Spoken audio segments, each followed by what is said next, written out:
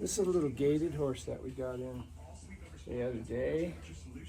And yesterday I was able to catch it pretty easy. Today, not so much. So I'm going to show you how I go about catching one in this stall. That's not really wild, but kind of reluctant to get caught. If I remember right, they said out in the pasture she's pretty hard to catch. I'm just going to take this stick here, and every time that she looks at it, I'm going to pet her with it.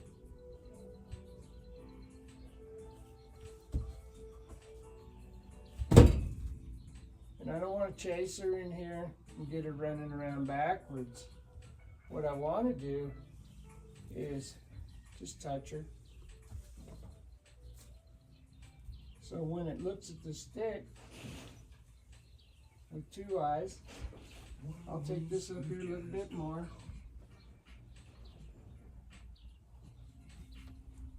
Trying to stay behind the eye. And when it touches the stick, I take it away. This isn't an act of violence. And we could just reach out with a loop and just throw it around her neck. But I'd kind of like to get her a little better than that. I'm going to touch this horse and pet it, just like that. There we go. This horse is gentle. She just doesn't want to get caught. There's a difference between being gentle and not wanting to do something than being so deathly afraid that they think they're going to die. This horse has been around humans for quite some time now, and they've been nice to her. And she just found out that she doesn't have to get caught if she didn't want to get caught. And yesterday, I just walked up to her and put a neck rope on her and put a halter on her head. Well, today's a different day. You work with who you took to the party, don't you? And we're just gonna rub her. There. We're just gonna rub her. And I'd like to rub up over her face and put this on somewhat like you would a bridle.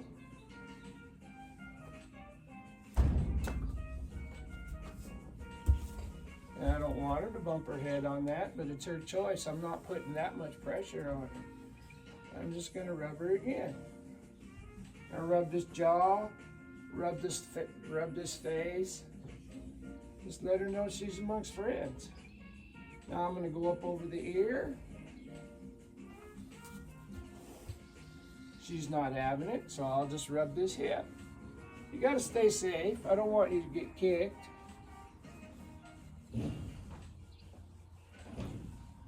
And I'm just going to rub her and scratch her. She's got a little loose hair on her. It probably feels good.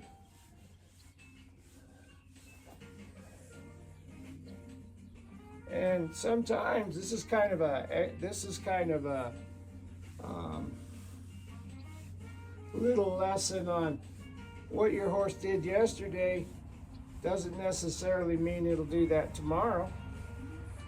You have to work with the horse, and he says, you have to work with the horse where it tells you that it needs the work. And evidently yesterday I caught it, and it didn't realize until it was too late. So I'm just going to rub it all over. Now I'm going to take this string and I'm going to drop it. Now I'm going to go across that butt and go across this hip and just pull the string down. Now I'll touch her again. Pat her. There. And once again, you got to watch out you don't get kicked. There is quicker ways. Throwing a loop over her head, that kind of thing. But I'm not working so much on catching her as I am working on her letting me, or her catching me instead of me catching her. And we'll just keep rubbing the parts of her body that she lets us rub. Now I'll come up over this butt again. Yeah, you can see some of it. Now I'm going to rub her withers. There we go. Now I'm going to rub her little mane here. And every once in a while what I'm going to do is I'm just going to pull this string across her and let that string touch her on the other side. And if they're real wild, you know, you can get yourself in a pickle here. That's why it's so important to read these horses and give them what they need when they need it. This horse is just kind of opinionated. I think she's a yearling, and there's nothing wrong with having opinions. I'm not against it. And but we have to have her opinion and our opinion pretty close to the same so that we can coexist.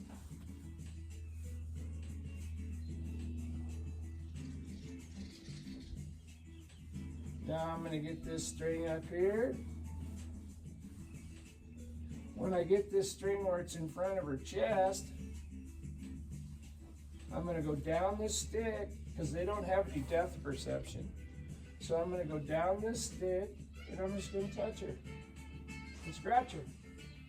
They can only think of one thing at a time. So if I'm rubbing her with this stick and I go down with this stick just like this and then start petting on her, they can only think of one thing at a time.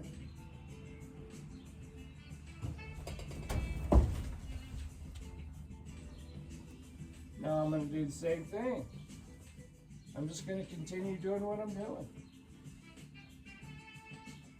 I'm going to pet her here. I'm going to see if I can get her to step to me. Put a little pressure on her neck. And if she was to try to do something a little wild here, it's no big deal. But I want her to look at me. There. I want her to look at me again. And when she does look at me, I'm going to take the pressure off. There. Now I might walk up to her again and scratch her. If you can get these horses caught without running them out of air or scaring them, you're way far ahead of the curve. Because trust is really important. Respect is really important. And not everything has to be an act of violence, even if they don't know anything. But if you're in here and you think you're going to die, you do have the right to defend yourself. There. I'm going to walk up here and pet this jaw. I use this jaw a lot. That jaw is an endorphin trigger and releases dopamine into their brain. Go up this stick. Remember, they don't have any depth perception. So you go up that stick and rub their jaw. Then rub that skin.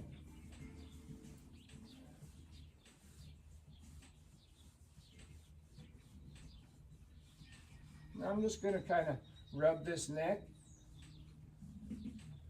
until she gives to the pressure. She's hiding from me now. There. Now I'll pet her some more. Yeah.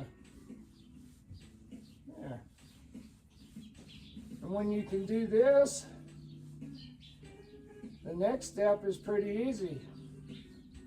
I'll let this rope fall, and I'll rub her backbone here.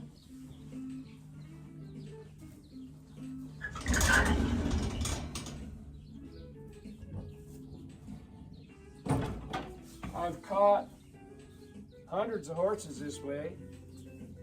And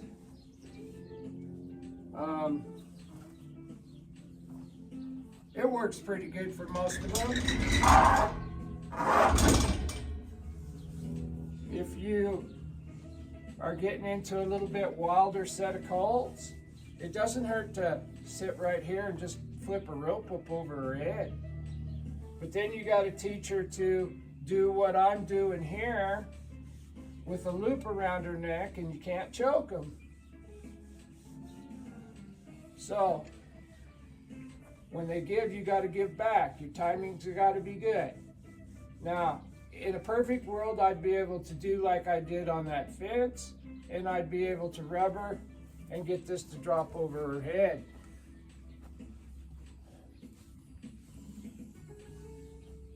So since I can't do that without her running backwards, and in a stall, you don't want them running around the pen backwards. It's a real bad habit for them. We're going to go back and pet this butt again. She was letting us do this earlier. So we'll just go over here, and now we're rubbing that whole side of her body, and we're working towards her neck again. Fast as her pace. You go as fast as you possibly can, but you don't go any faster than what she can allow, what she can absorb. You don't, this is not an act of will. We're educating. You can't teach anything faster than it can learn. Now we're going to go down this stick, but we're on the opposite side of that horse, aren't we? So we're scratching here. She can only think of one thing at a time. Now we're going to rub her neck. If we can get her to look at us, we're golden. Now I'm going to take this string and tie it around the halter. And I've caught lots of horses this way, even older horses that were pretty bothered. I recommend that you get this done when they're babies, though. It's a lot easier on you than a 5 or a 6-year-old that's never had a halter. I have a horse here that's a 10-year-old that never had a halter on. He has now. Now you see I'm rubbing that neck again. They don't have any depth perception. That's a blind spot under their neck. All she knows is it feels. She can feel, but if she's paying attention to me, she can only think of one thing at a time. Now we're not in a hurry here.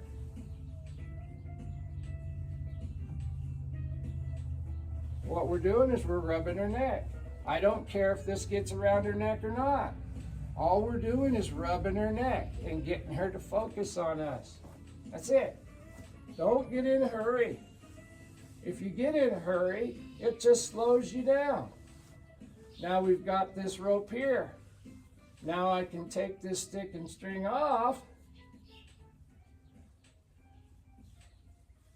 And in the very first beginning, I'll put the rope through the halter. And it won't stay in there very long.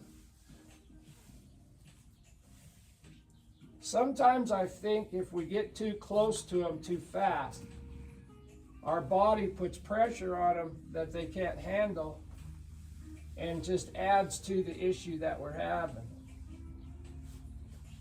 Now this horse is roped and I petted its jaw. You see how it's laying there. Now, I don't care if the halter gets on it or not. If you change what you're looking at, the things you'll look at will change. And the truth is, all I want her to do is look at me and let me pet her. So she's looking away. Horses can only think of one thing at a time. So when she's looking away, I'm invisible. I can't teach her anything. And she doesn't want to be there anyway. So now that I have this neck rope on her, I want her right front foot to step towards me. And we'll wait. There it is. And we'll pet her. That's the very beginning of leading her. But more important, it's the very beginning of her mind thinking it's okay to be led. I'm going to rub this jaw. There. Now I'm going to pull this halter just a little bit and rub this neck some more. Now, you remember what I said earlier about putting this on like a bridle? Pet her with it. Just pet her with it. There, just like that. Now, I'm going to do a little bit, another step. I'm going to take this halter and I'm going to loosen this halter up as loose as it will go. So it's as big as it can get. Now I have some halters that I have redesigned for horses that aren't this quiet. And I can, this knot that's right here, I can slide this knot up here to tighten the halter and down there to loosen it. So what I'll do, if I have to, is I will make the halter really, really big and slide it up over her ears or slide it up over the horse's ears. And then I will fool around with it and slide that knot up. If somebody wants to see what that halter looks like, just send me a message. I'll post a picture of it. I have a couple of halters like that, one for big horses and one for babies. Now you see I took this out, but all we're going to do is rub her nose with this. If we have to get a hold of her, we have a neck rope on her, one piece of rope on each side. Now I'm just going to work on this nose. She's licking and chewing. I'm going to work on getting this up over her eyes. There. Now I'm going to work on getting this over an ear. Now I'm going to pet her face, and as I pet her face, rub that jaw. I'm going to push this over her ear. That was a little too big, but she acted like she was wanting to leave anyway. So now we still have a neck rope on her, but it's just the halter. Now remember, we're just going to hold here until she looks at us, and we go back to patting her and getting her quiet again. If my body is too much pressure, I will go to petting her with my stick. She has no depth perception, so if I follow this rope down, I can follow this rope down and pet her some more. There. Now I want her left front foot to step towards me. So I'm going to put pressure on her neck. And I'm going to step this left front foot over right there. And I'm going to quit pulling. We're going to show her that it's okay to follow that feel. It's okay to be led. She's amongst friends. I'm going to rub this jaw, release that dopamine into her brain. Now I'm going to have her step to me again. I'm letting this rope kind of slip through my hands. I can regulate how much pressure is there by how much my hands slip. She's exploring, let her. I need that left front foot to step to me. I'm holding right here. There. Look for that chance to let that pressure go. There. Now I'm going to ask her again to let me pet her. Nothing complicated. Left front foot. I'm asking that left front foot to step over. And we'll wait. She's readjusting, and there it is. We'll go up here and we'll pet her face again. And now we're standing in front of her, and you be careful you don't get struck or bit. That's why it's so important to learn to read these things. And everybody thinks, but very few people know. There. Now we're going to pet her. And what I'd like to do is pet that neck with this rope. Just like that. Now that I'm petting this neck with that rope, I'm going to do my best to get it a little higher so that I can put this over her nose. And if the mane gets all tangled up, that's okay.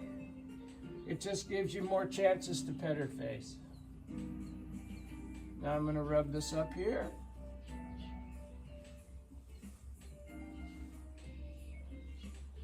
Now if you are getting into horses that are really, really wild, you have absolutely got to keep your wits about you, or you will get hurt.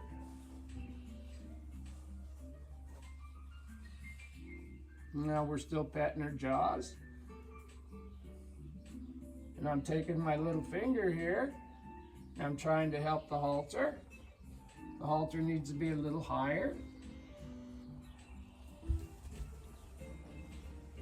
Sometimes you just stay in there as long as you're still safe.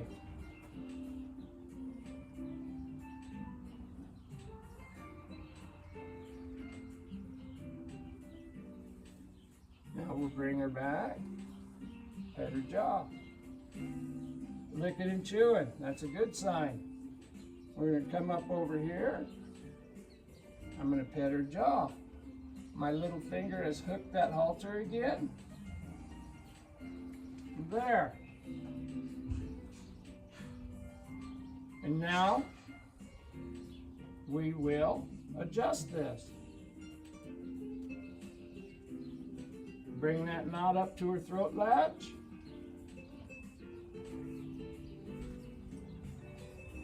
You're at the point of no return here. You need to get it done. That's not the place to let go of that halter. Now we'll adjust it a little more. Sometimes when you're adjusting these halters, what happens is you start putting pressure on that nose to get that tight. And when you put pressure on that nose, it scares them backwards. If they're not ready, they can strike you, they can bite you, and they can run over you. You have to make sure that you get every step right before you go to the next step. You wouldn't ask your horse to lope a circle if it couldn't walk a circle. Does that make sense? Everything that we do with these horses has at least one thing you can do before the thing that you're trying to do. And I'm not saying that you want to get to the point where you never make any progress, because you have to make progress. They have to get better every day. The only reason I'm making this video today is because yesterday she let me catch her and today she wouldn't. So we took her back to a place where we could show her the things that she didn't have and fill in the holes, if you will. Hey sis, if you want this stall, I'll take her out right now.